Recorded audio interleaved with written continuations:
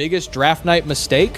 What if I told you that just hours after hearing his name called on NBA draft night, Golden State's newest first-round pick managed to ignite one of the biggest controversies of the offseason without playing a single second in a Warriors jersey? Not because of an injury, not because of a trade, not because of anything that happened on the basketball court. Instead, it was one brutally honest sentence about Stephen Curry that instantly sent NBA fans into a frenzy. The clip exploded across social media in a matter of minutes. Warriors fans couldn't believe what they were hearing. NBA pages reposted it everywhere. Comment sections erupted. And suddenly, one question dominated every conversation surrounding Golden State's newest rookie. Did the Warriors just draft someone who openly admitted he used to hate Stephen Curry? For most rookies, draft night is carefully scripted. Smile for the cameras. Thank your family. Praise your new organization. Say all the right things. Avoid controversy at all costs. But Jakob Lindeborg didn't follow the script. When reporters asked him what it meant to join Stephen Curry and the Warriors, nobody expected his answer. Instead of delivering another polished media-trained response,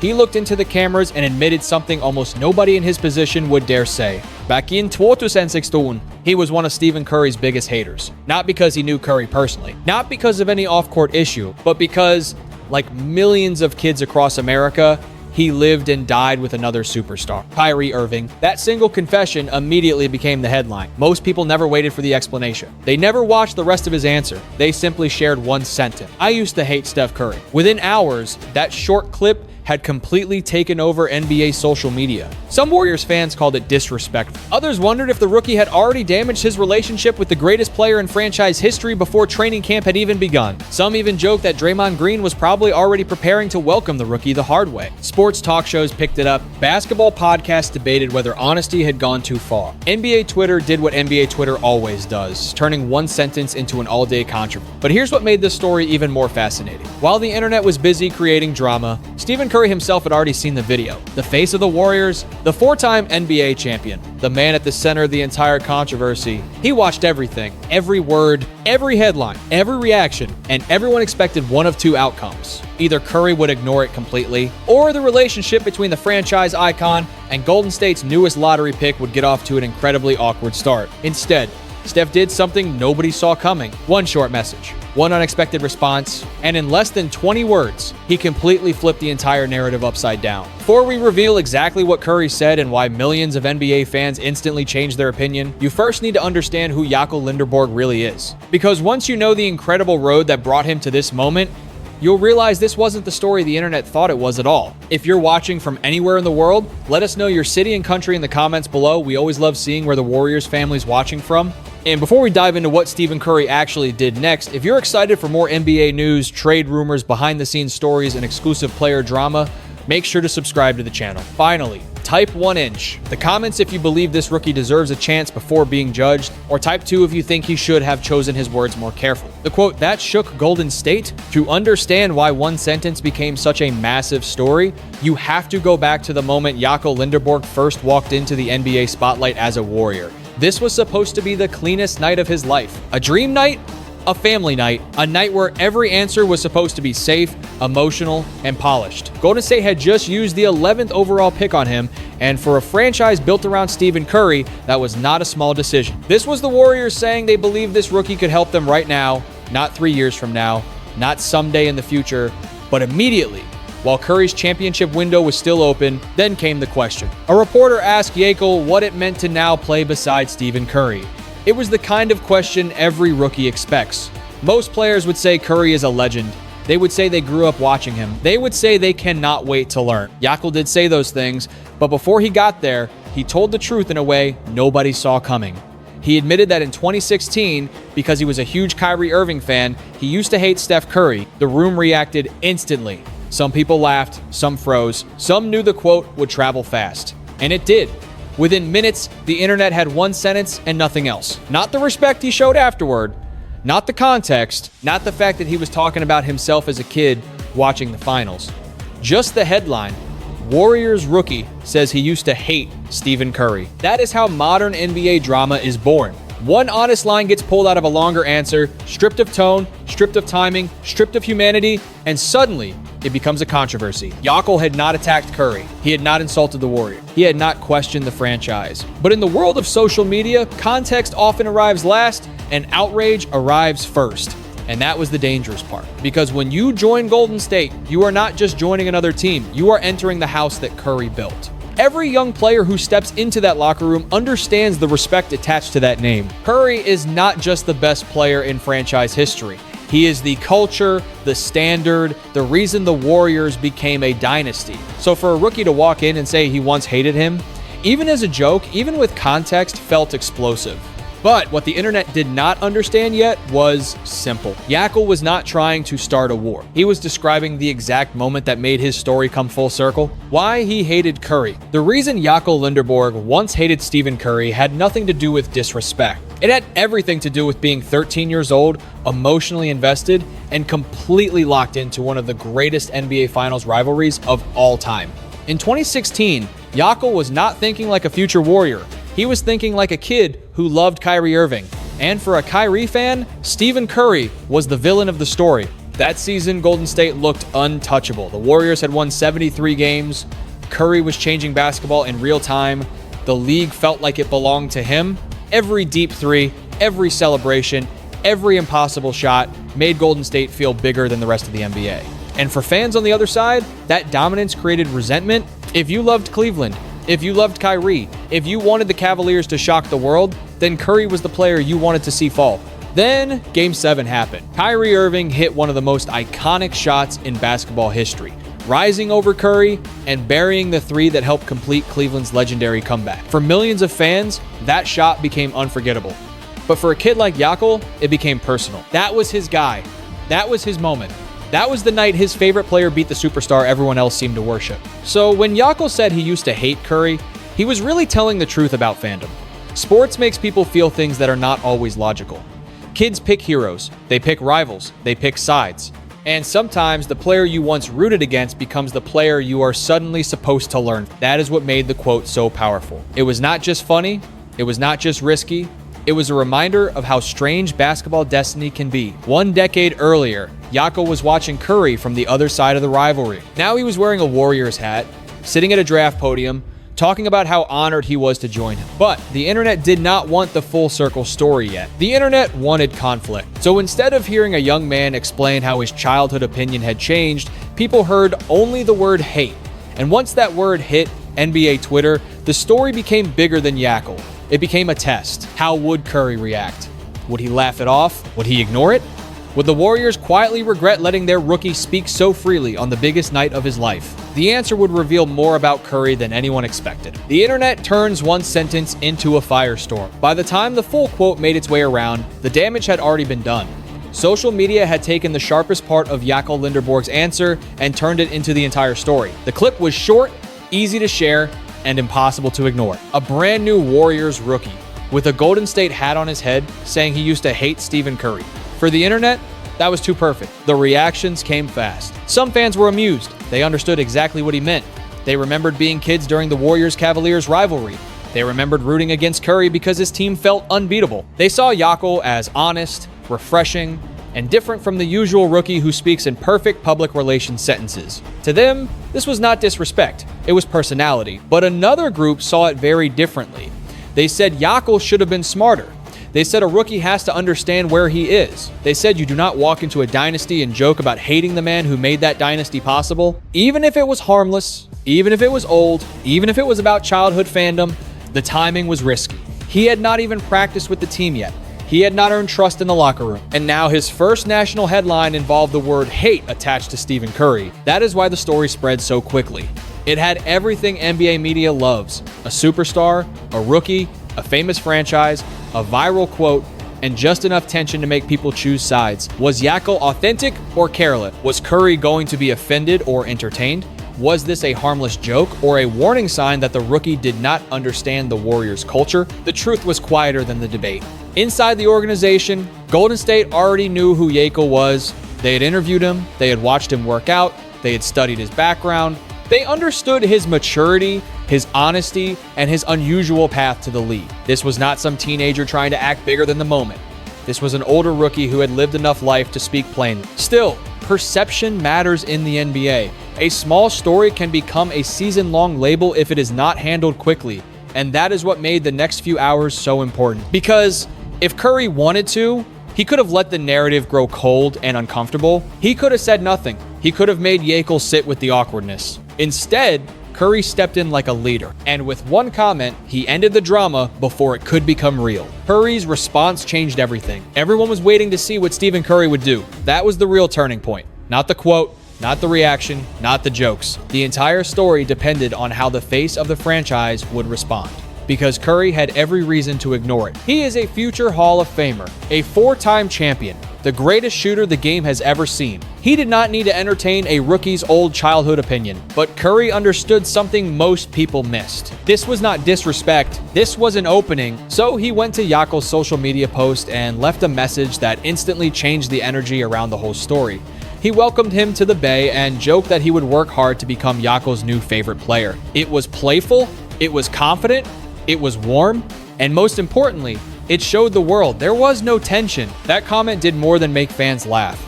It protected the rookie, it told Warriors fans to relax, it told the media there was no feud to chase, it told Yeakel that he was not walking into a locker room where one honest answer would be held over his head. Curry turned what could have been an awkward first impression into a welcome to the family moment. That is leadership. Not the loud kind, not the forced kind, the kind that comes from security. Curry did not need to defend his legacy, because his legacy is already untouchable. He did not need to demand respect, because he has earned it for nearly 2 decades. He did not need to embarrass a rookie, because real leaders do not make young players smaller just to remind everyone who is in charge. Instead, he made the room bigger, and that is why the Warriors culture has always been different when it works at its best. Curry sets a tone that allows people to breathe. He competes at the highest level, but he does not lead through fear. He can joke, he can welcome, he can challenge without humiliating.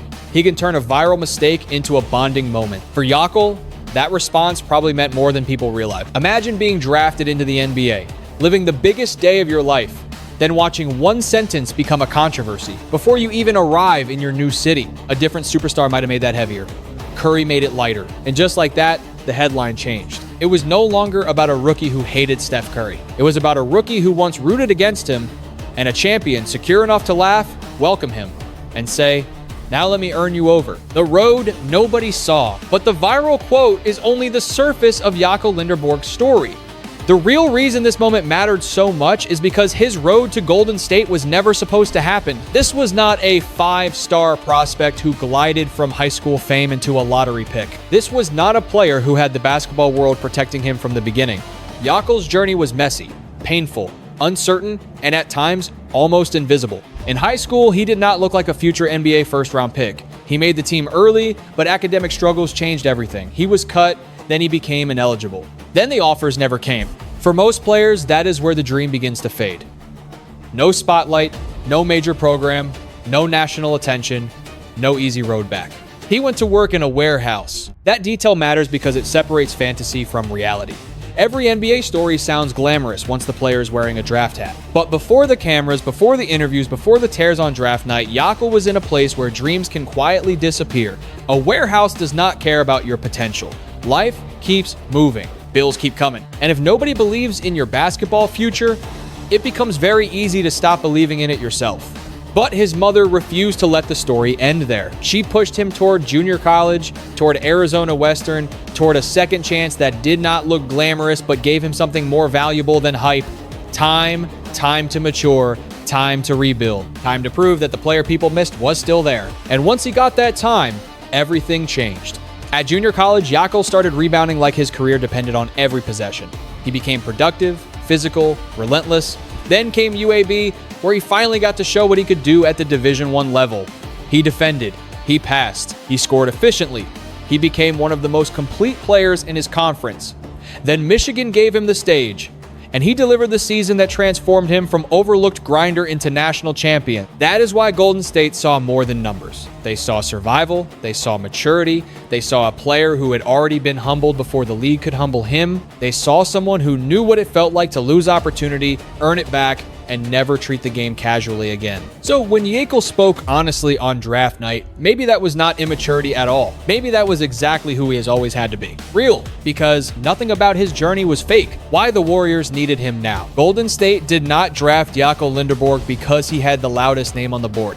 They drafted him because their situation demanded a very specific kind of player. The Warriors are not in a normal rebuild. They are not starting from zero. They still have Stephen Curry. And as long as Curry is on the floor, the organization has to think about winning. But that also creates pressure. Every pick matters. Every roster spot matters. Every mistake costs time they cannot get back. That is why Jakob made sense. He is not a mystery box. He is not a teenager who needs 3 years of patience. He is not a raw athlete who might become useful someday. He arrives with experience, size, defensive instincts, passing feel, and the kind of maturity Golden State badly needs around an aging core. Curry does not need another project. He needs help. The Warriors do not need a player who only looks good in a future projection.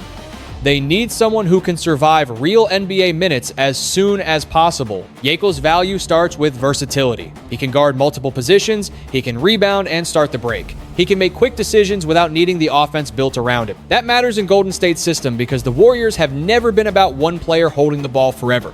Their offense lives on movement, timing, spacing, cutting, and passing. A player who can think quickly has a chance to fit. A player who hesitates gets exposed. Jakel already understands that. He has talked about being a secondary ball handler, helping when Curry sits, creating transition chances, and bringing defense every night. That is not a rookie dreaming about stardom. That is a rookie identifying a role. And for Golden State, that is exactly the difference between a useful young player and a frustrating one. The Warriors have learned hard lessons from betting on upside alone.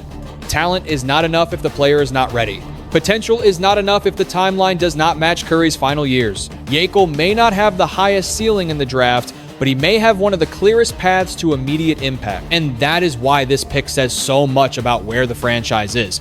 Golden State is not chasing a replacement for Curry. There is no replacing Curry. They are trying to build enough support around him to make the last chapter of his career meaningful. Jakel's job is not to become the next face of the Warriors. His job is to make the current face of the Warriors better. That may sound simple, but in the NBA, the players who accept that job are often the ones who help teams win. The story behind the tears. For all the noise surrounding the Curry quote, the most powerful moment of Jakob Lindeborg's draft night had nothing to do with social media. It happened before the controversy, before the comment sections, before anyone started debating whether he had said too much. It happened when his name was called, and his body reacted before he could control it. He broke down. Not a quick tear, not a rehearsed emotional moment for the cameras. He completely folded into the reality of what had just happened. The warehouse, the missed chances, the academic struggles, the years of being overlooked, the junior college road, the transfers, the doubts. All of it came crashing into 1 second. And then he turned to his mother. That embrace told the real story. His mother had been the person who kept believing when the basketball world had moved on. She pushed him when he had no offers. She reminded him on draft nights that one day it could be him. She saw something in him before the cameras did. And while Jakel was climbing toward the NBA, she was fighting something far bigger than basketball. She had been dealing with serious illness, and she did not want her struggle to become the thing that pulled her son away from his dream. That is the kind of sacrifice most fans never see. People watch the draft and see a player become rich. They see the suit, the hat, the handshake. They do not always see the family member who carried the belief through the years when there was no proof it would ever pay off. For Jakel, that night was not just about making the NBA. It was about giving his mother a moment she always believed could happen. When he said she had put her life on hold for his, that was not a line. That was the truth of a son who understood the cost of his dream. And that is why reducing his night to one Curry quote felt so incomplete. Yes, the quote was funny. Yes, the reaction was dramatic. Yes, Curry's response was perfect. But underneath all of that was a much deeper human story. A mother and son standing together on the biggest night of his life, both knowing how far they had traveled to get there. That is what makes sports powerful when you look past the noise. The viral clip made people click. The hug made people feel, and in the long run, that may be the image that defines Jakob Lindeborg's draft night, far more than anything he said at a microphone. What this says about Curry. Stephen Curry's response to Jakob Lindeborg was small in length, but massive in meaning. In the modern NBA, stars are watched constantly. Every reaction becomes a signal. Every silence becomes a theory. Every social media move gets decoded like a message from inside the locker room. So when Curry responded publicly, he was not just making a joke, he was taking control of the story. And he did it without making himself the victim. That matters. A less secure superstar could have been offended. A more fragile leader could have let the rookie sweat.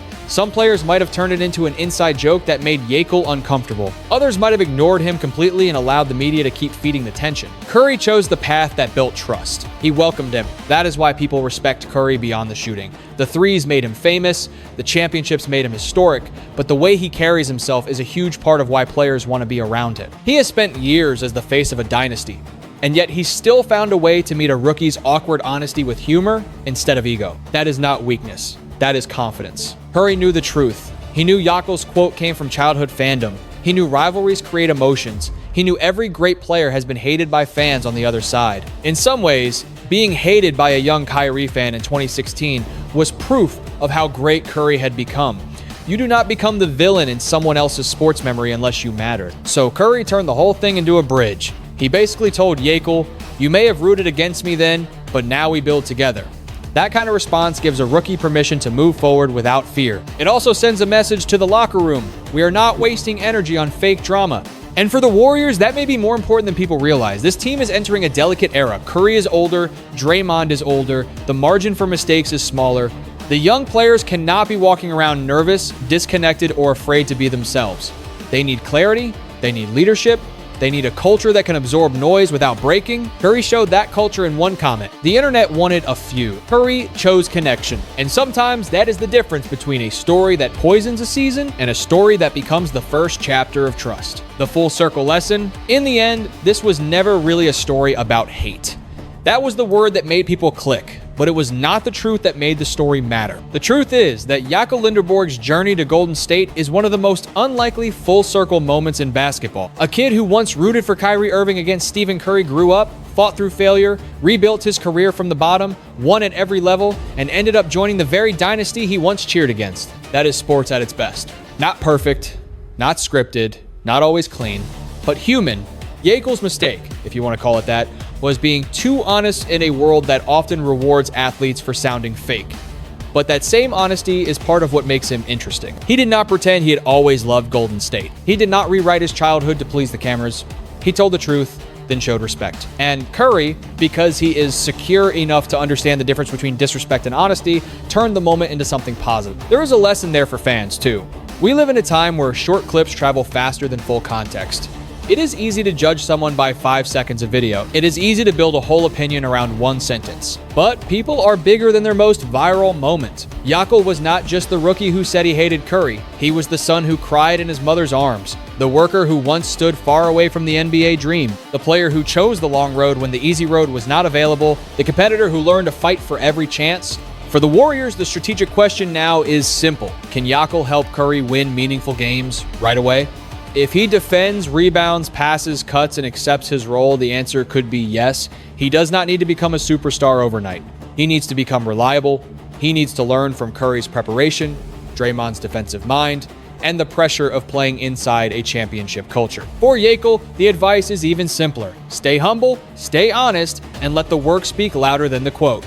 The NBA will test him, fans will remember the clip, opponents may joke about it, but if he plays hard, respects the locker room, and keeps growing, that one sentence will become a funny footnote in a much bigger story. And for everyone watching, maybe the human lesson is this: people can change. Old rivalries can become new partnerships. A former hater can become a teammate. A viral controversy can become a welcome. And a dream that once looked lost can still find its way back if someone refuses to stop believing. So now the full circle moment begins for real. Stephen Curry did not punish Jakob Lindeborg. He welcomed him. And now the rookie who once rooted against the Warriors has a chance to help them write one more chapter. If you believe this story proves that one honest moment should not define a player, hit that like button, share this video with another NBA fan, and subscribe for more stories from inside the league. Comment 1 if you think Yekel will become a perfect fit next to Curry. Comment 2 if you still think the Warriors took a risk. And tell us where you are watching from, because this basketball family reaches everywhere